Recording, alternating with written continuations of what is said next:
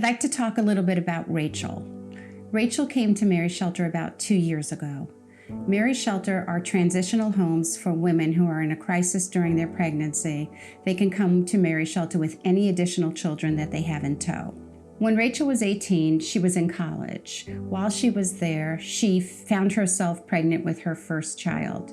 Because she was alone and she had no assistance from anybody, Rachel had to leave college. Rachel eventually met the man of her dreams, and she thought that he was her forever love.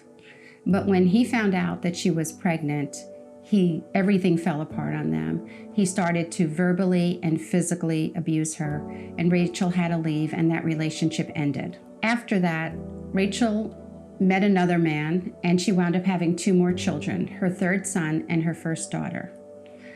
And it sounds like she was living a very chaotic life, and she was. This was a girl who had recently lost her mom to cancer. She had 4 little children in tow. She had no place to go. She had nobody to help her. So she went back to the first man that had already been abusing her. She wound up getting pregnant again. This time, when she told him she was pregnant, he told her that she couldn't stay if she kept the baby. At this time in her life, Rachel had considered having an abortion. She actually made an appointment at a clinic. It turned out that Rachel had also made an appointment to have a sonogram on the exact same day. And she realized that she couldn't get to both places in the same day, and she had to make a choice. And even though she was totally panicked and upset at the thought of having another child, she, through the mercy of God, chose to have a sonogram that day. The folks at the Crisis Pregnancy Center were so loving and kind to her, but when they showed Rachel the pictures from her sonogram, she was once again overwhelmed. Rachel found out at that moment that she was having twin baby girls. Rachel knew at the moment of seeing her babies that she could not take the life of 1, let alone 2 of her little babies. So she called Mary Shelter. We immediately got beautiful rooms ready for Rachel and her 4, soon-to-be 6 children. In all of my years at Mary Shelter, the 17 years that I've been there, I've never seen such visible peace and appreciation from any woman that's ever walked through our doors. For the first time, Rachel felt safe. She hadn't felt that way in a very long time. Rachel now has such faith in God, and she knows that each and every one of her children are a gift, and that every one of them are exactly where they're supposed to be right now with her. Rachel is not only a courageous witness to all of the women at Mary Shelter, but even to strangers that she meets on the street. She's constantly stopped by people who want to talk to her about the beautiful pack of children that she has, and she always loves to tell them that they are all a blessing from God. Although Rachel's journey has not always been easy, she clearly sees God's plan in her life now.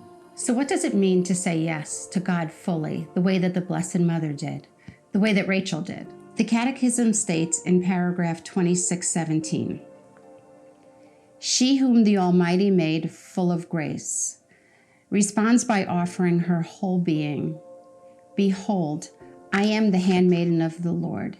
Let it be done to me according to your word."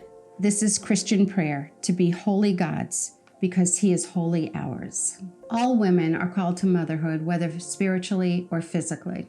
To answer God's call to motherhood is to say yes to Him in a fuller way. But saying yes to God is going to cost us something. No matter what type of mother you are, whether it's a spiritual mother or a physical mother, it always requires tremendous bravery. Imagine if Mary had been too fearful to say yes to God's plan. She knew that there was a chance that Joseph would not accept her as his wife, that she would be shunned by society. She may have even been stoned. Though she must have been full of many emotions, she trusted His plan completely. "Be it done to me according to thy word." That is such a powerful answer. In my own personal life, I have been blessed to be the mother of many, both biological and adopted children. And like any mom's story, my story has not always been easy, and it's not always been perfect. But I have been given the opportunity to love fiercely, and that is the greatest gift I've ever been given.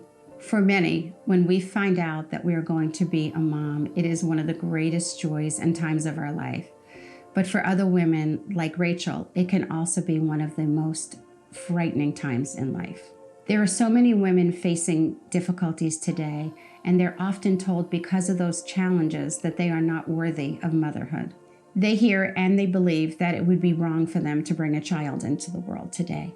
It can be really hard when women are feeling so desperate to ignore these voices that they hear. Many of the women that I get to speak to have so many stories of homelessness and abuse and addictions and other burdens that they are challenged with every day.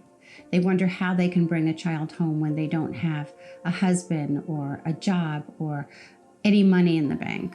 The feeling of hopelessness can be overwhelming, but when given hope and an opportunity, many women would choose to say yes to life because at the end of the day, they love their child and they want their child and they have a mother's heart.